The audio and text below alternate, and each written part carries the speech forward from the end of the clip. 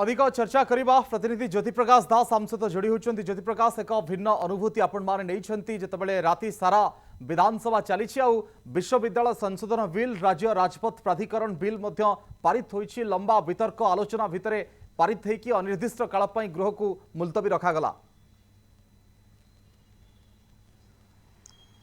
अविनाश आपण देखंतु ओडिशा विधानसभा इतिहास रे आउ एक नुआ फर्द जोड़ी जाइछि। कारण राति तमाम नॉनस्टॉप विधानसभा रे तर्क वितर्क आलोचना हेछि। घमाघोट आलोचना शासक और विरोधी भितर दुईटी बिल को नहीं। गोटे हूँ ओडिशा विश्वविद्यालय संशोधन बिल जोटा 2024 सरकार आनीथिले से संक्रांत रे घमाघोट आलोचना और पारित होला। द्वितीयटी हूँ जो आनिचंती राज्य एनएचआई जो व्यवस्था नुआ व्यवस्था करा जाय से संक्रांत रे मध्य मोहर बाजिछि एवं दीर्घ 12.5 घंटा धरी ओडिशा विश्वविद्यालय संशोधन बिल संक्रांत रे आलोचना हला और तापरे मध्य पारित हला।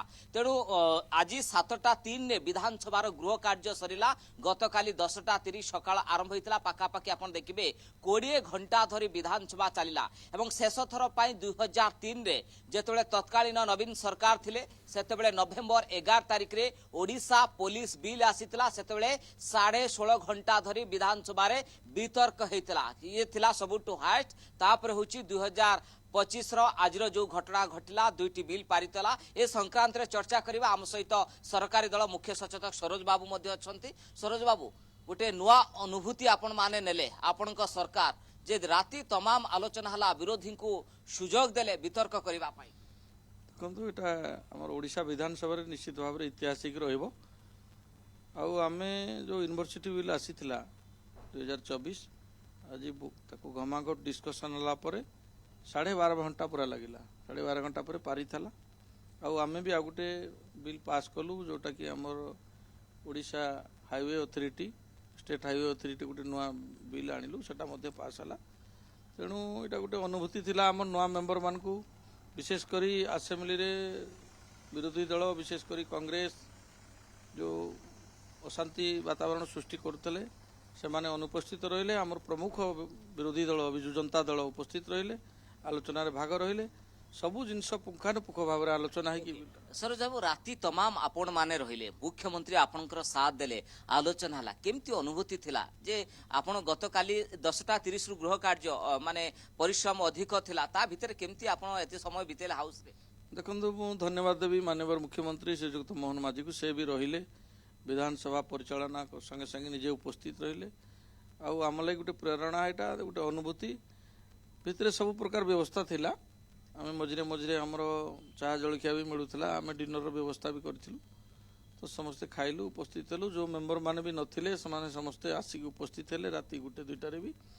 विशेषकर मु धन्यवाद देवी विरोधी दल बिजु जनता दल को भी से माने आम संगे रहीकि 4.5 कोटी ओडियांकर स्वार्थ लगी जो प्रकार ये बिल रे आलोचना रहिले सामिल हेले एवं ए बिल को पास करबारे मध्ये पारित करबारे मध्ये समान रहिले। सरोज बाबू जो गोटे चर्चा आसुला गोटे वार्ता आसुला जे विधानसभा रे वितर्क हुएनी एटी हट्टगोल हुए घंट बाजे तुरी बाजे किंतु सेही विधानसभा गोटे वार्ता देला ना ये होची गणतंत्र मंदिर एठी मध्ये डिबेट हुए प्रसंग भित्तिक आलोचना हुए राति पाई जाए आलोचना रे। हाँ सेमती तो विशृंखला करुथिले किछि कांग्रेस दलर बंधु माने किंतु समाने अनुपस्थित थिले। हमर प्रमुख विरोधी दल जो बिजु जनता दल समाने उपस्थित थिले। तेणु आमे चाहूचु सरकार चाहूचु जे प्रत्येक विषय केंद्र आलोचना है कि प्रत्येक विषय जनसाधारण जानतु 4.5 कोटी ओडिया पर एटा मंदिर। तेणु जे प्रकार एठरे आलोचना पर्यालोचना होउची गोटे निर्घष्ट होउची निश्चित भाव रे गोटे गणतंत्र परंपरा एटा गोटे ठीक माने शुभ संकेत। तेणु आगामी दिन में यहाँ समस्त जनसाधारण को विशेषकर आम नूतन भाव जो एमएलए मैंने आसो गोटे प्रेरणा दे मुझे अनुभव कर। सरोज बाबू जो भली भाव में हाउस को गोटे ऑर्डर को आसुनला बाचस्पति भूमिका को नहीं प्रश्न उठुला और गतकाली आम देखिलु राति आपन गोटे संशोधन आनिले। कारण महेश्वर महांती जो बाचस्पति थे सी कहते राति 9टा पर्यंत पर आ विधानसभा चलबनी रूल आसीला तार कौन संशोधन आपण मैंने सब आनिले। देखु यहाँ ओडिशा विधानसभा आमर जो अच्छी माने रूल ऑफ कंडक्ट जन बिजनेस अच्छी से आम एमेंडमेंट कलु आउ मुख्य सचेतक हिसाब से मोसम आनी स्पीकर ताको एलाउ कले एवं आम एक्सटेंशन करके टाइम की आलोचना कलु। सेटा एक्चुअली आमर जो टाइमटा फिक्स होता 9टा पर्यंत सेटा पूर्व सरकार करथिले आमे वर्तमान से नियमटा को परिवर्तन कलु स्पेशली सेशन पई तो से समस्ते राजी हेले और विधानसभा चले यही कथा आमको भाविबा पई पड़िबो आपर जेतोले डिस्कशन में एमती मध्ये राति तमाम डिस्कशन कारण आपण नुआ संशोधन नियम आनिछन देखंतु आवश्यक पड़िले ओडिशार स्वार्थ पई 4.5 कोटी ओडियांकर स्वार्थ पई हम निश्चित भाव में परिवर्तन करिवु किंतु से नियम पुराना नियम रहिबो आवश्यक पड़िले रूल रो भी परिवर्तन हबो ओके आउ गोटे कथा होची आज विधानसभा अनिर्दिष्ट काल पर्यंत मुलतवी रहिला तीनोटी कार्य दिवस रु मध्य पूर्व आपण माने हाउस को मध्य स्टॉल कले किंतु एसो भितरे बड़ प्रश्न कांग्रेस को सुजोग दिया गलानी 7 दिन पई सस्पेंड हेले ये केमती थिला आपण माने देखंतु आमे संपूर्ण सुजोग देलु तांको रिक्वेस्ट कलु हमर ऑनरेबल स्पीकर मैडम भी तांको सुजोग देइतिले बारंबार कहवा सत्ते से माने जो विधानसभा को घेराव करबा पई तांकर राज्य नेतृबंद करथिले आ केंद्र तांकर जो अछि एआईसीसी तरफरु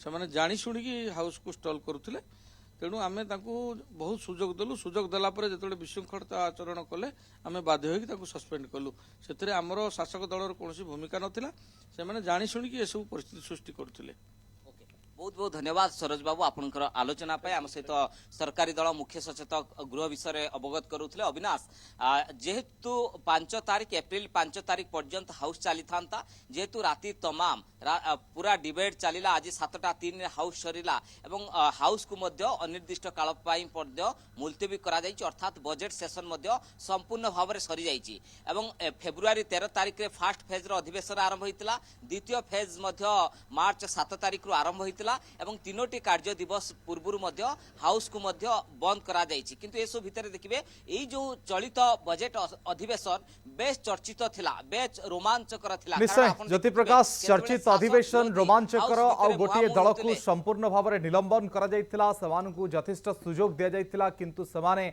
गृह जो भली आचरण प्रदर्शन कले बाचस्पति तांको निलंबन कले जहाँ मुख्य सचेतकंकर ये होची अभियोग बा प्रतिक्रिया कांग्रेस दल उपर रहितिला अनेक अनेक धन्यवाद ज्योति प्रकाश आपणक विस्तृत आलोचना पई शुणुथिले ज्योति प्रकाश दास प्रतिनिधि चर्चा करुथिले ये पूरा विधानसभा अधिवेशन संपर्क